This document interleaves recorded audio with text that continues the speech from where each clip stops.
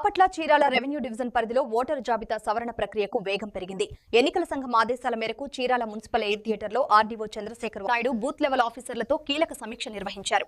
Voter జాబితాలో తప్పులకు తావు లేకుండా క్షేత్రస్థాయిలో పకడ్బందీగా పనిచేయాలని స్పష్టం చేస్తూ నిర్లక్ష్యం వహిస్తే కఠిన చర్యలు తప్పవని అధికారులను హెచ్చరించారు. ఇప్పుడు ఎక్స్ప్లెయిన్ చేయడమే కాదు, ఒకరిద్దరి ద్వారా మాట్లాడతాం. ఎందుకంటే మాట్లాడడం అనేది మనము 10 మందిలో మాట్లాడుతూ మనకు సెల్ఫ్ కాన్ఫిడెన్స్ పెరగడం ఒకటి. సో ఒకరిద్దరు మేము పబ్లిక్లో చేస్తాము అంటున్నాం.